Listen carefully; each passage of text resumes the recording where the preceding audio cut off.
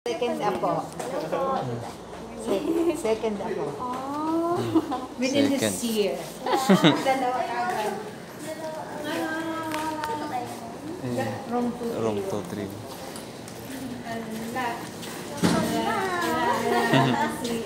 Forty lips. Di po. Hot. Pangalawang apo. Pero yung una dito rin. Nung April 9. Hindi, parehas baby boy. Boy. First 2 apo. months old. Second Or boy. apo. May dalawang baby boy na. Oo, baby shade. Ala, gusto na niya. Mga palakas ng tuhod. Ano ni 2-3. mother, may cater, ano? Catheter. Catheter pa. Ala, huday na si baby boy. Opo, ma'am. Oo, ano na yan? Sa ibanda si baby. Pinalaang, dapat makano siya. Opo, sa side po ni Mother. Ilagay na natin si baby para Kaya daw makahulog. mahulog si baby. Congrats, mami. Siguro, loy-loyan mo. Ikaw pa yung garo-uro-ulo na. Pwede kong garo-uro-ulo na yung baby. Very good. Yung baby. Tabatin siya. Oo, hindi ano, Nasub. hindi ka agad ano ang kamot mo niyo? Very healthy. Ano man ito nakaano ka? Masabit ka. Pipunasan ko. Kilig-kilig mo ka. Very Pag lalaki. Okay. Thanks, ma'am. Salamat po muna. Na-stop lang po ako. Sige po. May iba lang po ako. Yung gamit po ni baby.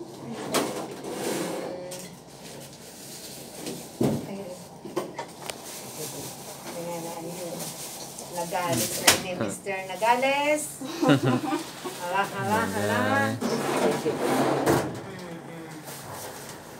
May konting instructions pa ako, ma. Ay, Sige po. taas pa po ni. Baka ano. May ano na. Yeah. Ano, ma'am, may mga i-discuss lang po ako, pero itato ko man po ni sa inyo, kaya i-explain ko lang po. Sorry. First po, congrats mami, congrats daddy, congrats po mga lola. Lord. Cute po baga si baby. Sino ka mukha kayan? Ang mata. Ano.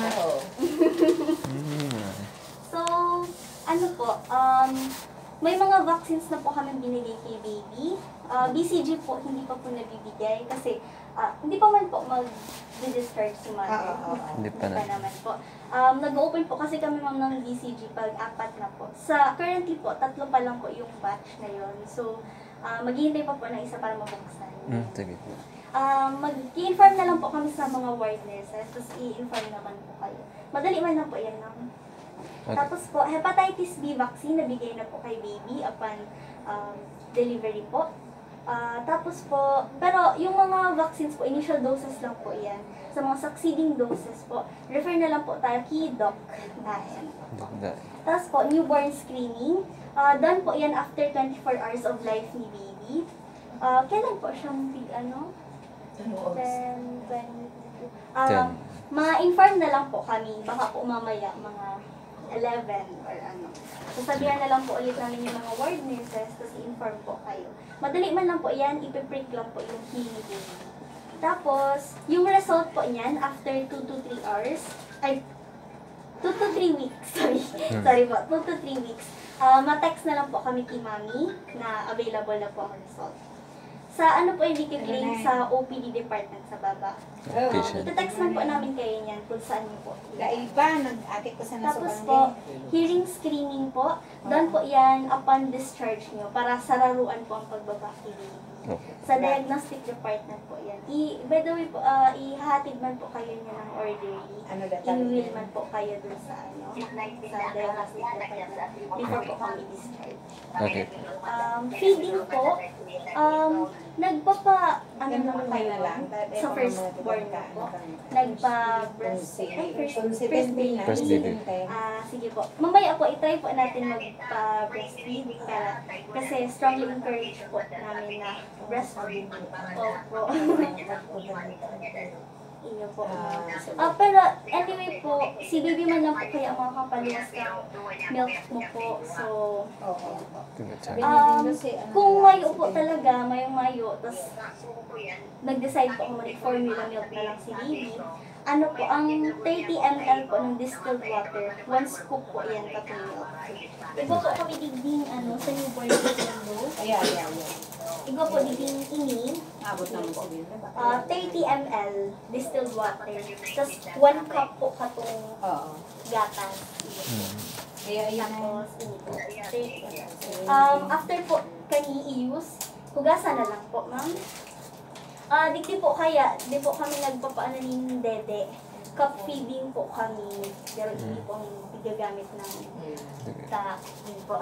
For infection control purposes. Okay.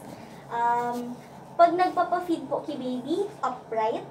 Pag sa cup po, mas maging po na naka-upright. Pwede man pong yaon po dito si baby. Tirahan po. Yan. Demonstrate ka lang. Hello, baby. Pero naka-arog po kayan. Or pwede man po naka-arog kayo. Tapos, cup po dyan. Ilalaag lang po nindo digdi sa side lang po ang lips po ni baby. Tapos aram niya na po yan. Anyway, good suck man po si baby. Nakakadakol man po siya, ma'am. Tapos po, every after feeding po, ipa-burp ta po si baby. Ilagta po tayo digdi si baby. Tapos, himas-himasan lang po ang likod. Hanggang sa mag-burp po si baby. Tapos, after po mag-feed, itagilid ta po si baby. Para if ever na may magsuka po iyo, day po siya mag-choke. Tapos, day man po siya ma-aspirate. Tapos po, kung sa ngunyan po, mga naka 10 to 15 ml lang po siya. Duman po sa cup. Since bago pa lang pong mundag si baby. Pero, gradually po, pwede na po siya maka 30 ml. Okay. Tapos po, pag magpapa-breastfeed po kayo, mother, clean muna po ang nipples before feeding. Ano lang po yan, ma'am? Water lang po, tapos cotton balls. Tapos po, from inner po, outer. Tapos po, every 2 to 3 hours po yan, or per demand. If ever man po na breastfeed po kayo, mas madali po kayong matunaw yun sa system po ni baby. So, kahit po mga every hour, miski po turog si baby, miski example, midnight, matahon po si baby, baka gutom na po siya. Tapos po, yun po, every after feeding, ipa-burp si baby. Tapos po, storing po breast milk, if ever man po na magpapump po kamo, mas magayon po kung garubay batch siya, madali po siyang maraot. So, tapos po after, pag napump po nindo na every other container, ilag po nindo si date and si time ng pag-pump nindo para araw po nindo kung doon siya ma-expire. Yeah. Tapos po, kung sa freezer po nindo isa-store, 3 months po siyang yaon dyan. 3 months po siyang pwede. Tapos po, kung sa refrigerator po, 24 to 48 hours, 1 to 2 days lang po siya. Tapos po, kung sa room temperature, gararon po kani, 3 to 4 hours lang po. Tapos po, exposed to early morning sunlight, mga 6 a.m. to 7 a.m. po yan. 10 to 15 minutes lang po. Para po, day manilaw si baby. Pero po, kung napansin niyo na grabe pa rin po ang paninilaw ni baby, at expose man po niyo sa sunlight, pa-refer na lang po kita kay Doc Daen. Para po, if ever man po na may something wrong, maagapan ta po. Tapos po, bathing of baby. Use mild baby bath soap or liquid. Day lang po ako sure sa ward nurses mo yan kung nagkakarigos po sin din ng baby. Pero pag uli po niyo doon, ako naman po kayo mga tutorial sa YouTube na Tapos po, cord care. Ikaw po pong cord clamp si baby. Baka po haliin yan kapag newborn screen si baby. Pero ilingon niyo po, if ever man po na di pa po siya dry, di pa po siya pwedeng haliun. Tapos day na po uso itong bubus po, itong yan po, day na po. Tapos po, mas magaling po i-clean ta po with 70% isopropyl alcohol. Igaw man po ka madigdi ma'am, duman po sa newborn kit nindo, kompleto man po. Tapos po, cotton balls lang po, from inner din po to outer. Out po. Tapos po, always check po kung may pag nanana or nagre-red po or may irritation po itong puso ni baby. Tapos po, perineal care, wash with warm water using cotton balls. Warm water lang po, tapos cotton balls, ibaman po dyan. Yan po. Okay. Tapos po, room temperature, 36.5 to 37.2 degrees Celsius. Mas maray po kung babaan ta po ang liliputan po si baby. Tapos iyo po. Tapos magayon po na nakarap po si baby dyan sa blanket. Magayon pati mga pang blanket po lindo. Ito siyang sa laog. Hindi talaga maano. Iyo po. Magayon po. Tapos po, ini po, upon discharge nindo, itatao man po ni sa indo. Baby B6 po yan. Tapos, ibang po din brochure. Itataon na lang po yan sa indo pag discharge nindo. Pwede man pong basa-basahon na lang po nindo para if ever na may mga danger signs si baby na nahihiling nindo, maagapan pa po. Tapos, sabihin na lang po key doc. Okay. Okay. So, ano ma'am, may Okay. questions po kayo ma'am? Okay. Okay. Kuya, si itong baby bottle ba na ano? Opo. Ito ang gagamitan ano? Yaon dyan? Yan po, itong kanina, yung cup. Sukulan at Mga pirang ano lang ay, yan? pwede man po, dito na. Dyan Oh, na. dyan na nga na. Oo, Dyan dyan na. na. Opo. Pirang ano nga na ito? Ano po, 30 ml po ang sarong soup na kung katalayon. Iba naman po, diging garo scoop.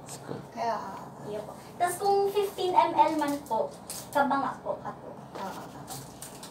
pero kaya niya naman si ano, 30. Ano ma'am, naka-15 pa lang po siya. 15. Pero gradually po, makakayanan niyo po yan. Ayan. Big boy man po si baby. Hindi po. Kayang-kaya yan. Kaya yan. Gusto po rin dumang mag-try magpa-latch. Ay, Si baby. May ka maghihirit naman, hirit na.